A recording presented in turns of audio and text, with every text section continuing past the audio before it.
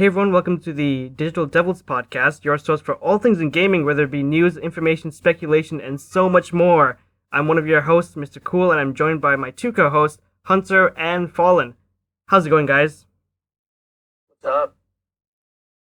I've been doing pretty good. Pretty good.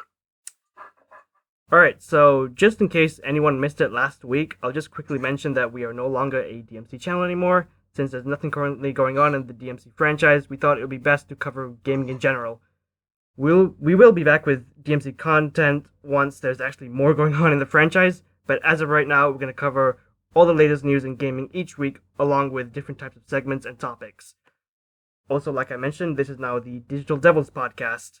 Hunter came up with that name, and I think it really fits for us, so that's the name we'll be sticking with. Alright, now it's the week after E3, but there's still quite a lot to get through. The biggest topic has to be the whole EA loot box controversy. So, let's I don't think that's going to go in EA's favor, but we'll see what happens. Nothing good ever happens when you get the government involved in regulating. Yeah, so I'm pretty sure everyone's already aware of the whole story, but just to give some context, let me just go through the story real quick. So this is from Wired.com, and hold on, let me just pull it up. Alright, so here's what it states in the article. The controversy over loot boxes, randomized buyable collections of in-game content continued this week with a hearing in the UK Parliament, wherein representatives from Electronic Arts and Epic Games were forced to answer questions about loot boxes, in-game addiction, and what Prince Harry thinks about Fortnite. As PC Gamer reports, when asked to defend loot boxes like those found in Star Wars Battlefront 2, EA's head of legal of government affairs, Kerry Hopkins, compared them to Kinder Eggs, calling them surprise mechanics, and insisting that they are ethical and fun, and that they just provide a healthy and enjoyable surprise to both boys and girls the world over. Parliament's Digital Culture, Media and Sports Committee is continuing its investigation into addictive and immersive technologies, so it might be a while before we find out if the members agree with EA on this. So I will post all the articles in the description below with everything we talk about. And yeah, so guys, there's a lot to dig in here. So, go ahead. I'm going to go ahead and say it's bullshit straight off. Surprise mechanics my ass. Honestly, because what they're charging you for this in-game currency is, number one, ridiculous. Two, the RNG chances are so low that you're not going to get what you want, so you're funneling money to them constantly. Now, I have been talking with someone who's in the game design, who's studying to be a game designer, and she says it goes to overhead costs, and, they're trying to recoup some of what they spent to make the games. There's a lot more that goes into it than 20 years ago. But I'm seeing where it's just getting predatory at this point. Yeah, have those there as available options, but don't make it feel like people should be forced to buy these things. If you want people to buy these microtransactions, just do it as normal DLC. Don't scam people with these loot boxes. I feel like here's the right way to do microtransactions. Make it all cosmetic. Don't make it like valuable in-game boosts that you can use to actually win. At that point, what's the point of actually playing the game? What's the point of even buying it if I can just pay my way and soar to victory? Exactly how I feel. And here's the other thing. Don't make the cosmetics in loot boxes. Make it so that people can actually pay for what they want. Like For Honor has it so that, you can get, a different type of finisher or fucking, an aura around your character or a new fucking decoration on your helmet, but you don't fucking gamble with the loot box for that. You fucking choose the item that you want, and then you pay for just that. And you don't have to pay money for it. You can pay money to get it quicker, but you can also just grind in the game to get that item. Yep. Yeah, and here's what I don't understand. Okay, so these people representing EA at the Parliament, they are all very smart people. That's why they are in the position that they're in. So how in the world do they say stupid shit like this? I don't understand that. These guys are super smart. and they come up with surprise mechanics or whatever it is. Like, how do you come up with this in the UK Parliament? That's what I don't really understand. I want to know how they call it surprise mechanics. What did they really think? Surprise mechanics. What is that? Yeah. So, like you said, it does become predatory now, and also I don't understand why a lot of people do give in to this. Why a lot of people actually do buy loot boxes. It's like, is it really needed? Do people really need to buy them? Because tons of people still do. That's why this is still going on. This is not going in away. Yeah. So it's not going to, because no one's taking loot boxes as a threat seriously, unless it's here in the U.S. Everyone else is taking action abroad, not here at home. yeah, and like Fallen said, it could be just full of cosmetics. That would be a lot better instead of just affecting the actual game. But yeah, so to me, it was baffling to hear this in the parliament, because these guys are very smart. They should know what to say when confronted with this. So it was funny, I guess, but that was the thing that surprised me the most. Yeah. Well, I don't know, man. I can't really explain it.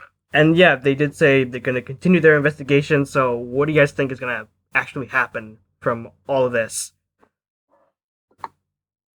I'm hoping they get a swift kick in the ass and get told not to do that shit. Yeah, and now, like, lots of game companies, one of the big things they bring up is, oh yeah, we don't have loot boxes in this game. That's a good thing, right? So now it's like a marketing tool. Like, okay, cool. Shouldn't that be the normal thing? You shouldn't have to mention that, not having any loot boxes. You know what? Hang on. Let's talk about the most egregious loot boxes other than EA. So, other than Overwatch. I mean, Overwatch isn't an all cosmetic as well. By the way, here's the thing. We're all familiar with old school titles, right? You know, you've got your Modern Warfares, you've got your Halos. Now, when you have remasters of said games, you expect like, oh, this is gonna be like, a blast from the past. I remember back when I was playing this originally.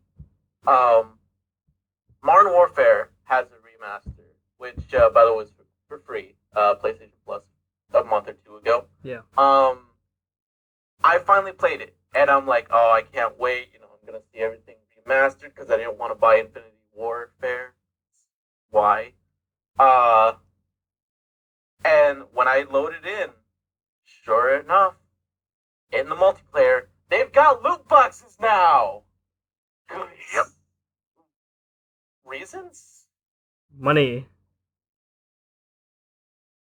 Just why? Why would you have one thing that you do not fuck up, and that's a remaster. You don't add in something that wasn't there before. Otherwise, is it really a remaster? Like there's updating graphics and making gameplay feel smoother, but you don't add in a whole new thing like loot boxes to that. Right. Oh, that pisses me off. And Activision can fuck it.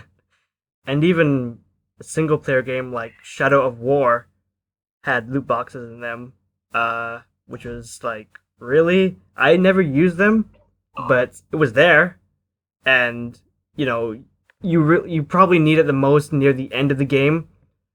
So yeah, and I just even for single player games, like, now that was a few years ago, and we don't get as much, but yeah, I don't know. I don't think it's gonna go away anytime soon. And also, Injustice 2 also had that. That really turned me off from Injustice 2. No. That didn't turn me off from Injustice 2. Really? I can explain why. Okay. Because you could earn the credits to get those in game relatively fast. Because they had these little daily challenges you could do and weekly challenges. So there was always new ways to get those currencies. So it wasn't that bad in Injustice. It wasn't force you to go out and buy those credits outright. Yeah, it wasn't as bad, but I don't know. It just Injustice 2 just didn't do it for me. I loved the first one, and I just got turned off by the second one. Didn't really play a lot of it, even though I'm a massive fighting game guy. But yeah. Anyways, well, I mean, Go ahead. Well, you did want to talk about fighting games this week. That is one topic I forgot. But anywho, Oh, we'll keep going. don't worry. I still got that in mind for maybe next week. Alright. All right. Yeah. So check out the rest of the article. It's very interesting, and we'll see where this goes next. All right. Now let's move on. And a few days ago, Crash Bandicoot Team Racing was released. Guys, did you get it? I haven't gotten it, but I'm going to. I forgot all about it. Wow. Okay, so yeah, so it just came out, and I'm a massive Crash fan. I want to get it eventually. It's just that I'll wait for the price to drop because there is a special edition for the game, which I did not realize until a few days ago. And obviously, there's a few extra characters and stuff like that, and it's pretty pricey.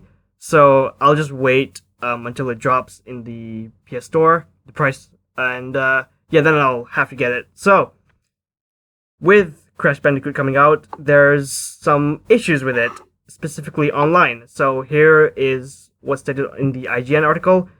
Many players have taken to social media channels to discuss the problems they are encountering in CTR's online multiplayer.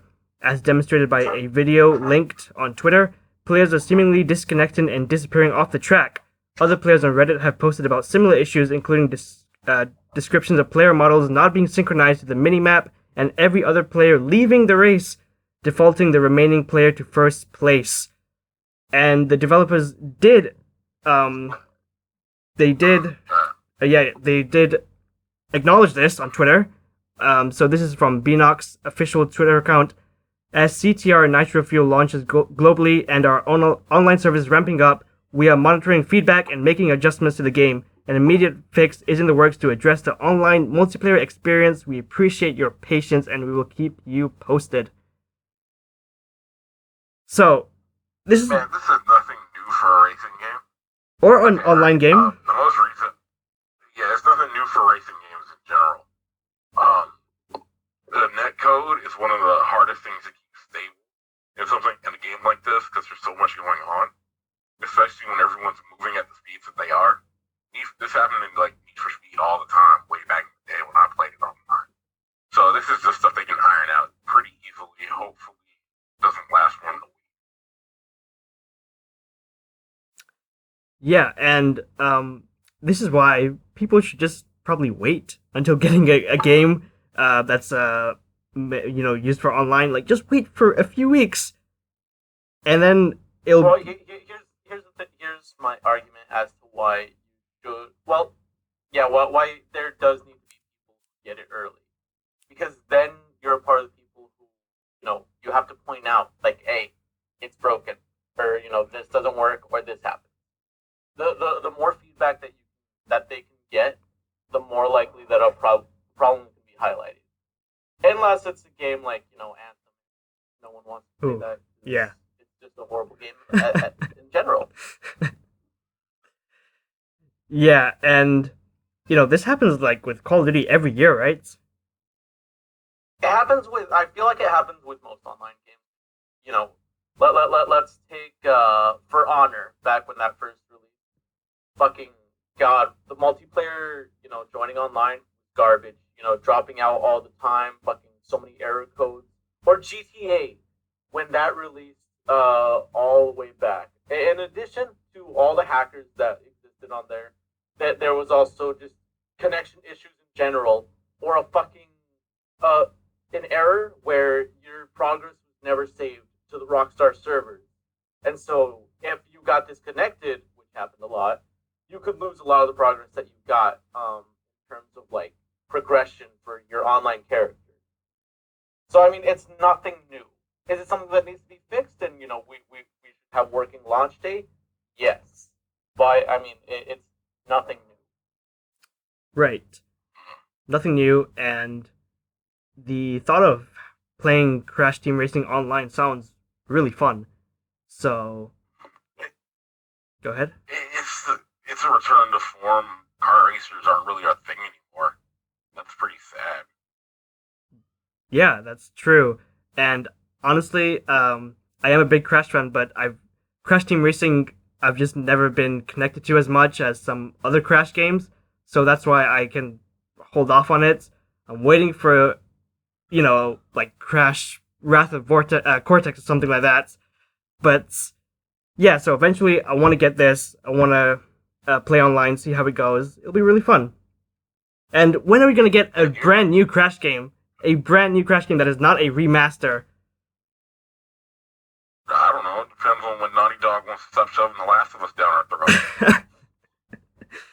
throat. Like, I don't understand. It's been so long. When are we just gonna get like a new IP in general? Yeah. Yeah. Okay, instead of let's just get a remaster of this or a sequel to this. I mean, new IPs happen all the time, but if the IP doesn't pop and doesn't resonate, then what's the point? I mean, think about every game title that's gone into the budget bin over the last couple of years. Think about it. Those could have popped. Those would have been something if they could have popped. That's true. I mean, like from studios that we know, like Naughty Dog. Like, what was the last thing that they released? I'm not worried about them. They'll be fine. I don't care about them. I want something new from a new studio to do well. That's not an indie title. Oh man, I was out here about to be like, oh, have you played Absolver? That's a pretty good one. Although at this point, it's not bad, but what I'm saying is, it doesn't have the mainstream appeal yet. That's what's stopping the market's too oversaturated. Unless you're already from a well-established game developer, the game's not going to do well. It's not a guarantee. Also, is there any new game that's like not a previous title at the moment? I guess there's Days Gone. Oh yeah. I should probably pick that up. Yeah, I've been thinking of doing the same. It's the same shit, though. If you're into zombies, it's the same shit as everything else. Yeah, you're not wrong. And I do want to also mention, this is from GameIndustry.biz. From the UK charts, Crash Team Racing is at the top for this week. So it's doing really well. It beat out FIFA 19, Forza Horizon 4, Days Gone, Red Dead Redemption 2, Battlefield 5, GTA 5. Wow, that's still in the top 10. Mario Kart 8, The Division 2, and Anthem. So, hey, it's doing pretty well. I mean, it's not. I'm going to say this. It's not hard to beat a game that's almost 3 years old. Yeah. Forza Horizon 4, yeah, I can see that. But they just had that Lego expansion, so watch those sales numbers go up. And GTA 5 still in the top 10. Who is buying this that doesn't have it already? I don't understand that. Fucking you're buying it for all my goddamn friends. That's true. Because nobody bought it for me. But the thing is, what keeps GTA 5 still in the top 10 is you can play it on last-gen platforms. Yeah, I'm just surprised because the game is 6 years old now. It came out in 2013 initially. The game's still fun. They're still adding updates to it. That's the thing. Right. That's true. Give me another. They should stop that and just give me another Max Payne. Damn it, I don't care about this shit. But go ahead. GTA 5 was awesome. Give me more Max Payne. True, I do want some Max Payne. That'd be fun. Better yet, give me more Manhunt. But they'll never do that either. Or how about a new Ape Escape? No. Let's get into the story. So yeah, that's the next segment. Yeah. No Ape Escape. I'm good. Okay, so guys, there might be a new Ape Escape on the way. Yay? Why? Who asked for it? Who did it? Who's the one asking for this? Okay, so this is from IGN once again. A relatively new Twitter account by the name of @Piposaru20th tweeted out this image along with the translated caption, "Pivasar, 20 years since then I've been running around, but I wonder if there's anyone chasing me anymore." The image shows a titular ape from the Ape Escape franchise peeking around a tree. Typically, any reputable news wouldn't traffic in tweets from unverified Twitter accounts. However, it turns out that Sony Interactive Entertainment Japan's verified Twitter follows this mysterious account. And Sony Interactive Entertainment Japan's Twitter only follows about 147 other accounts.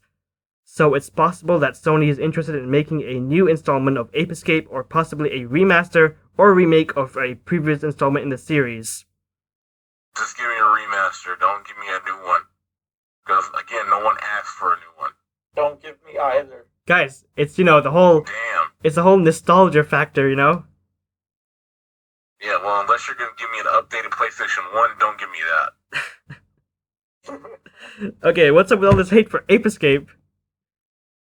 I don't hate it. It's just I don't want another remaster of something that I already enjoyed as a child. I get it. Nostalgia. It's always fun. Yeah. I'm excited about Crash Team Racing, but stop. Just stop. New games, please. Work on Yeah, that. I sunk too many hours into Ape Escape. I don't need another Ape Escape where they might, like Monster Hunter World did. You gotta go, online multiplayer co-op with your friends and go hunt, 50-foot apes. Hell no. Okay, now you're just making it sound fun. Yeah, I know. But they might do that. Who knows? Okay, so... If they were to do it from scratch and not remake. Yeah, so I also played Ape Escape a lot when I was younger. Super fun. Haven't played it for years. I would not mind a remaster or a new installment in the franchise. They're fun games, from what I can remember.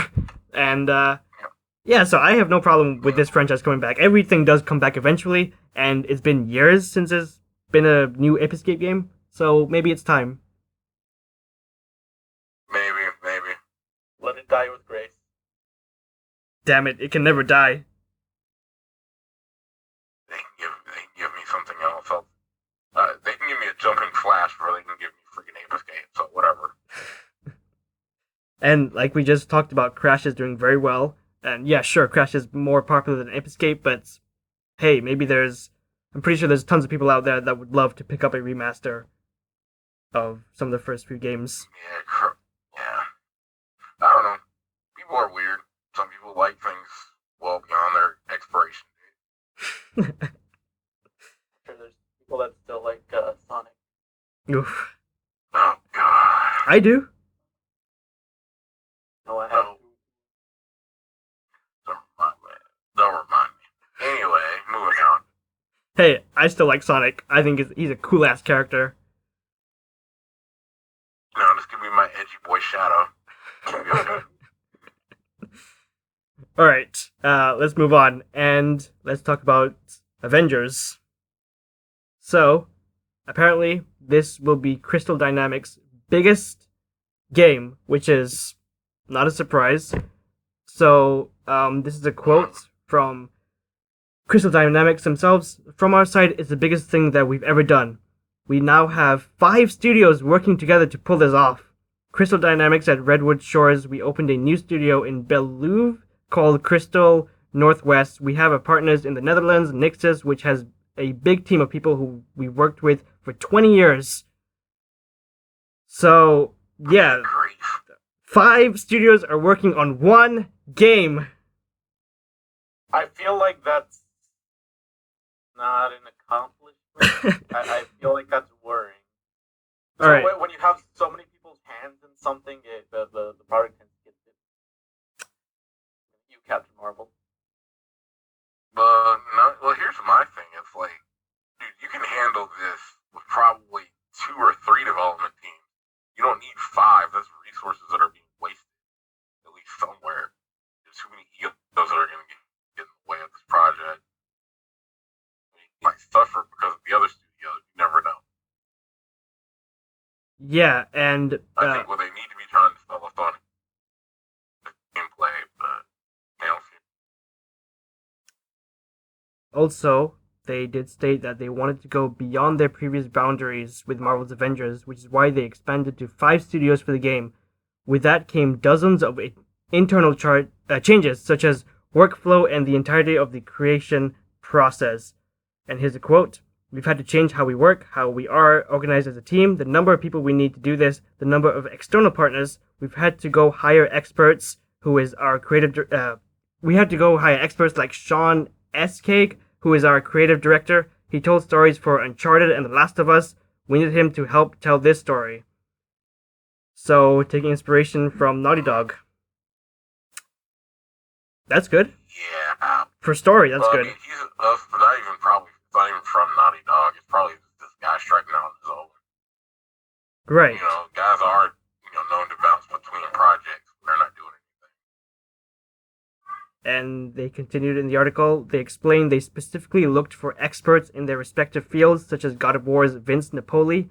Vince Napoli, he's our lead combat designer. He just did God of War. Come help us with the combat. We cherry picked the best of the best and said, let's put this together in a new way for something bigger than we've ever done. So. Sounds impressive, but I want to see it. Yeah, so, at least we're getting more details with the Avengers. I do think they should have had a better showcase, like a better trailer, better gameplay at E3. But I'm still excited. Better character models and stuff. That's what I want to see. Yeah, and you guys gonna pick it up when it gets released? We'll let take a guess. I think no. I'm not. Yeah, I'm not going to. It's the Avengers, man. I mean, I've seen so much Avengers over the past couple of years. I don't care anymore. Wow. It doesn't look good in general. Hey, and It's like I never thought I'd hate Iron Man, but I kind of do. holy shit. That's I never thought I'd hate any of those characters. Now I do. dude. Wow, okay. I mean, hate is a very strong word. It's a very accurate word. Alright, and I'll continue with the details for the Avengers game. So, gear customization in Marvel's Avengers, they did provide some detail. Gear provides, it activates abilities, passive abilities, attributes, but it has nothing to do with a character's appearance. And also, when it comes to skill customization in Avengers, on the subject of skills, Napoli said, there's a pretty in-depth skill tree that lets you customize abilities, upgrade abilities, gain new moves. It's a pretty robust moveset for each of the characters. The tree layout is very distinctive because the characters don't really fit the similar mold. So while one character has alternate combos, another character might have weaponization stuff like we did with the Hulk. Okay, so same shit, different day. That's every video game. Yeah. Every video game with a cast of characters that rotates in and out. That's every video game. So nothing new here. Is to be expected. Yeah, that's so PR it hurts. Right. But I do want to see how Black Widow plays compared to the Hulk, or compared to Iron Man, or Ant-Man, whoever else is in this game. I would sure hope Black Widow doesn't play like the Hulk.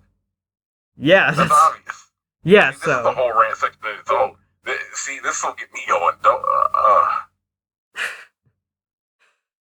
So yeah, I think it'll be fun just to see how all these different characters play when it comes to gameplay and combats. Especially Thor, like that guy, could pretty much. Yeah, but they haven't taken into account that they're competing with themselves. Because doesn't Ultimate Alliance 3 come out the same year? Yeah, it's coming out soon. Ultimate Alliance 3. Yeah, see, I want to see the sales numbers between Ultimate Alliance 3 versus that. But it's only on Switch. Ultimate Alliance 3. Yeah, but guess what? It'll still prove that, like, hey, this game might be on the Switch only, but it might sell better.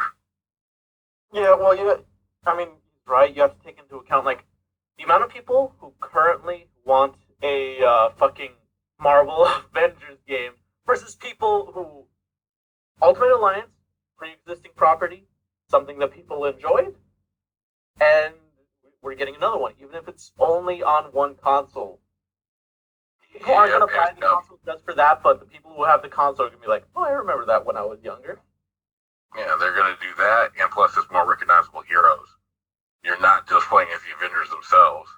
You just got a wider roster. That's true. We have the X-Men, Deadpool, and I assume Fantastic Four. So pretty much, Yep. like, just tons and tons of characters. Yeah, the minute you added Deadpool, that's going to be a higher sell than the Avengers game. But they did say we're getting a lot more characters for free with updates. So I'm sure they won't. I'm pretty sure they might not have the X-Men, but there's tons of characters Marvel already has, and there'll be Spider-Man and all our favorites. So that should be fun. We'll see what they do. I'm just not excited for it right now. Yeah, and that's understandable since the trailer wasn't all that great. No, God, no, it wasn't all that great. All right, and let's move on and let's go to Doom Eternal. So, time to rip and tear. Yeah, so this is from time for the heavy metal music to start. Yeah. So, an article from IGN, Doom Eternal won't have traditional deathmatch multiplayer, and here's what's stated in the article. So, it won't have traditional multiplayer. Its offerings are strictly the 2v1 battle mode announced at Bethesda's E3 conference, but by all accounts, this might be a very good thing. So, here's the quote, "No traditional multiplayer mode. Battle mode is our primary multiplayer mode," says executive producer Marty Stratton. That's the cool thing about it is it's ripped straight from Doom. It's a combat players want and love. You're familiar with the gameplay, playing as a Slayer. So guys, what do you think about this whole 2v1 instead of the traditional multiplayer for Doom Eternal? They screwed up. They screwed up.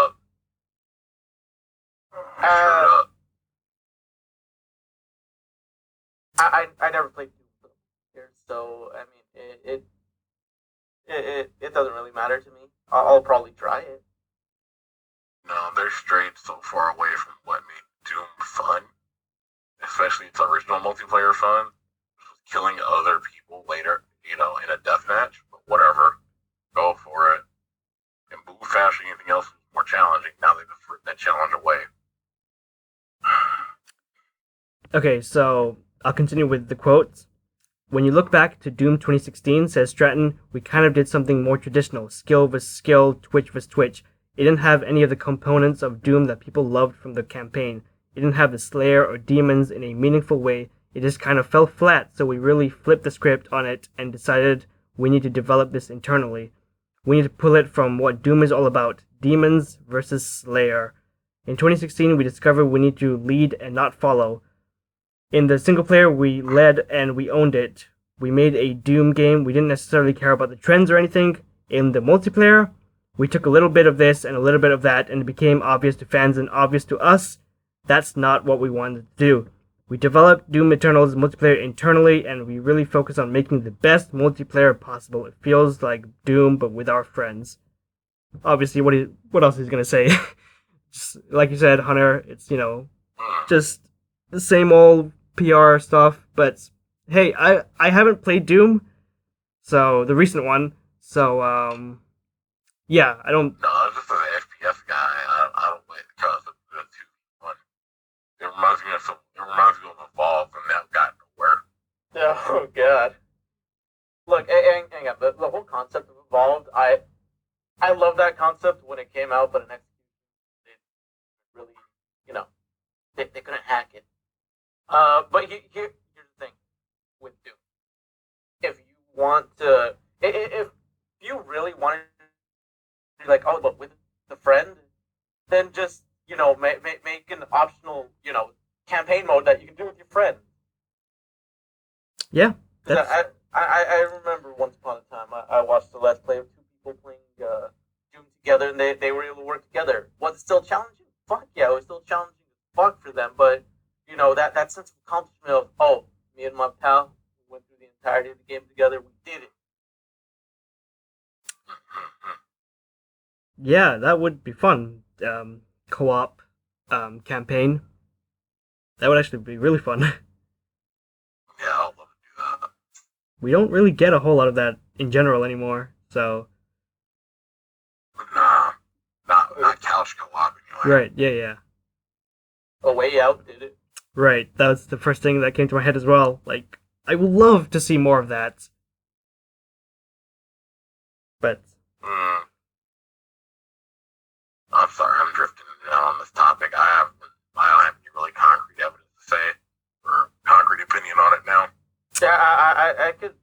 I could argue for more couch co-op, and I could argue for more like single player experiences, or argue I can argue all about this, but it's just all about personal preference because not everyone has someone that they can bring over for couch co-op. Not everyone has someone or just a group of people in general they want to play with, and some people don't want that single player experience. But I feel like we don't get enough of the single player experience. Come on, give us more. Focus on that. We have plenty of multiplayer games that I can already play. Just stick with the single player. I need that. Give me more games like The Witcher. Man, see, I'd rather get lost in a great story than anything else they try to sell me. Give me a world to explore. Not with a friend. I don't want to explore it with a friend. Give me a world that I can explore at my own pace. Alright, move on. All right, and we still do have. We did cover everything, so I do want to also talk about this whole Breath of the Wild sequel thing. So, real quick, Breath of the Wild sequel team drew inspiration from Red Dead Redemption 2, apparently. So, the younger members of the team working on the Breath of the Wild sequel have notably been inspired by Red Dead Redemption 2. Zelda producer, I'm going to butcher this name, Eiji Anuma revealed this information in an interview with IGN when asked what games the younger staff of the Zelda team were playing, specifically what inspired them, and they replied, "Something I did hear that a lot of people were playing was Red Dead Redemption 2. So, yeah. I can see it from the horse mechanics and the exploration. Right, I yeah. can see that. Right, that sounds cool. Obviously, Red Dead Redemption 2 is widely praised. Pretty much everyone loves it. So, it would make sense. Alright. Okay, so, yeah, so we've covered the big news from the week. There's some smaller stories, but this is to be expected that there's not a whole lot of news since E3 just happened last week, so might be a little bit of a dry period.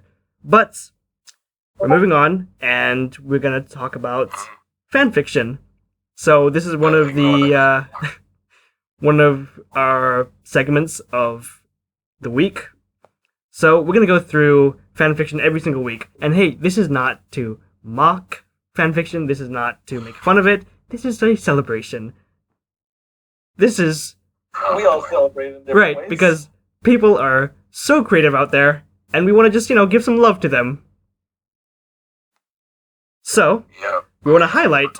One of mine first. Yes, we want to highlight a piece of fanfiction every single week, and this week we will do it from one of our own, and that's Hunter. Hunter, you do fanfiction, or you have done. So, He hey, has done the craziest thing ever. this is all you. Let's get into this. We're gonna, go through your fanfic, and hey, I'm excited because I have no idea what's about. I actually read it, so I know what to expect. Okay. Alright, well, you can take it then. I mean, we're playing together. How about I mean, I don't, I know I don't have it open right now, not gonna lie. Okay, alright, so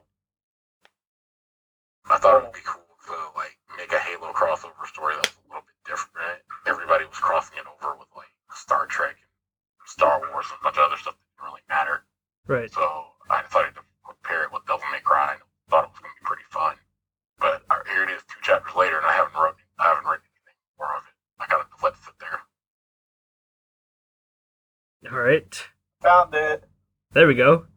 Yeah, I haven't really done anything with it. I'm still waiting for chapter 3. Yeah, same here. You'll love to hear that from the author itself. It's just as a game, it's just it was something I did. I don't know, because it didn't really gain that much traction. I only got a couple of people that were into it. So I was I don't know what else gonna do. Hey, it looks like you got 2 reviews on it, 4 faves. Yeah, hey, I'm famous on the internet, people. Nice. For more than just this. Alright. Let me go see if you've written anything else. No, I think that's it. Oh yeah, that's it. But you do have one favorite story. No, we're not talking about that. Get out of here. Now already got that open in a new tab? No, we already know what that is. We're not talking about it. Leave me alone.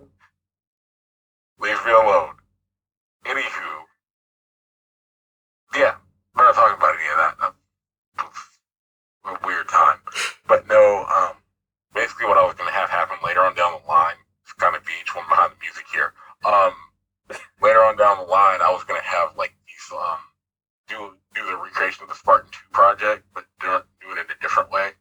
So they kidnapped this orphan blonde girl and brunette girl off the streets, and they would get Spartan augmentations, but they would be infused. They would be from demons instead. So that's how you would get Lady and Trish further on into the story.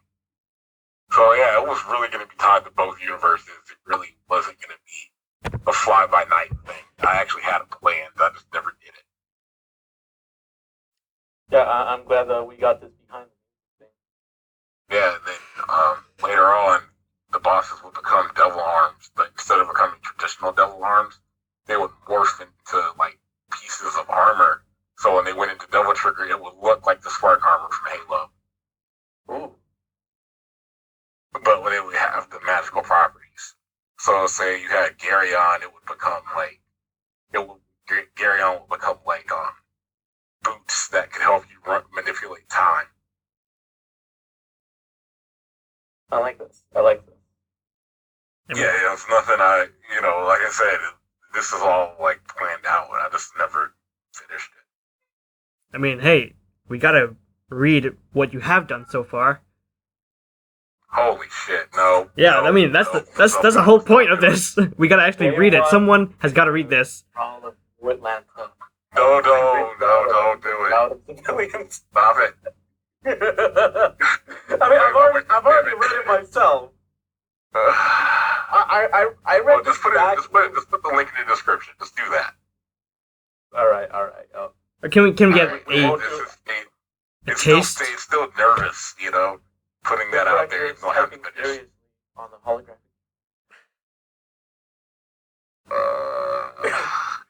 If we're gonna do this, I'm gonna have to leave and just let you guys record it. So I let you guys record it. So this is my sign. This is me signing off. We won't do a dramatic reading. But no, I'll just put it in the description. I might actually update it now that it's gonna be out there like that. I might update it. So be on the lookout for that. Telling you, I'm waiting on chapter 3. Now let's talk about this one thing that was under favorites. Nope. You're not doing that. You are not doing that, young man. I went through and I fucking Anybody can find it, but if you're gonna link the story, it's just I'm gonna go ahead and remove that real quick. I'm already fucking I'm in here, man. I read random line. I'm like, oh, all right. Oh, fuck you. We are not doing this, my buddy. We're not. No. See, this is what happens when you're a 13-year-old and you had no one explain puberty to you. That's exactly what happens. But anyway, we've all been there. Yeah. But anyway, yeah, that was fun. Wait, I'll probably write more. Are you sure you don't want to read it on air? Nah, don't worry about it. Don't worry, I'll read it on air next week. Find out next time. It's an unfinished project. I don't want to put mine because it's not finished. The only reason why I don't want people too excited. All right. Look, I've been excited since day one. All right, so. All right, well, I might have to scrap it, redo everything. Hey, no, I want a continuation of what you've written. Okay. All right, fine, we're going with that. Yeah, so if you do want to check out Hunter's Halo and Devil May Cry crossover, it will be in the description below. I want to read it myself as well, so I will do that whenever I can. Oh yeah, we can talk about that. I got one more topic. Might as well add to. Yeah, what is it? I forgot all about it. The Cyberpunk 2020 controversy, or 2077 controversy that's going on. What am I missing? Let's pull it up here. I'm thinking of one thing, but I don't think it's that. Because that's just a stupid thing in general. Let's see. Yeah, it's been having a controversy with Mike Pondsmith, the creator of the tabletop RPG. Oh, okay, I don't know about this. Yeah, people are. There was an article that came out that said it was misinterpreting black people and cultural appropriation. Okay, never mind. I did. Yeah, you probably did read it and hear about it. And I was mad because, I don't know, it got me kind of up in arms. I'm like, okay, if the viewers did not know out there, or the listeners did not know, I am black, and I was very inspired that this was from a black author, storyteller, and programmer that the original game came from. So I was like, why are you attacking him? He knows his stuff better than you do when it comes to voodoo culture and everything else, not cultural appropriation. Mm. So I was kind of mad about that. Just let Cyberpunk be what it wants. I mean, you can't change it to fit your narrative. The game's basically finished. What are they going to do about it? So this is people that won't even buy the game complaining about it. I will. Hang on. We're gonna do a real quick rant section. Speaking. Okay. To the people who are, bitching about that in particular. Number one, I like that. A lot of the people who are complaining about it, they're white people who are speaking on black people's behalf. To a black person, that aside, there's a lot of people who will bitch and moan about video games and demand that it be changed to fit their preferences when they're not going to buy it in the first place. They're not going to buy it after it changes. They just want it to cater to them, whether they're going to get it or not. Fuck you. It's not for you. Don't get it. Don't complain about it. Even if you're a critic, if you're gonna play it and critique it, you have to take it from an objective viewpoint, not your own personal, view. Fuck you. Don't make things cater to you, because that's when you get products that are washed down, watered down, and just, they suck a lot more. Let it be what it needs to be. Let them have creative expression. Makes sense. Preach, my dude. No, he's right. Yeah, you're right. Like, I completely agree with everything you said. Like, holy shit. People gotta just, chill out. So, Yeah. hey, Anyway, there's... I didn't exactly articulate my point like that, but yeah, he's right. Yeah, He like... basically said what I wanted to say, just couldn't get out. Yeah, that was so good. I'll probably make it its own segment on the channel. So... Yeah, I have plenty of things that I rant about, but let's not. That can be saved for another time, because there's a lot to rant about. Alright. Well, this was not the perfect day for me to do a podcast, but anyway. Alright, so, guys, let's wrap this up. Now, final thoughts on everything we talked about. I got no final thoughts, man. I was like, that's just, I'm just here today. Yeah, final thoughts. Excited for Doom Eternal still. I'll be grabbing Crash Team Racing, so whenever I do, I'll be sure to give my thoughts on what it's like. I've heard a lot of people complaining about the difficulty. Oh. But let's be honest. A lot of that is just kind of sucked compared to when you were a kid. Wow.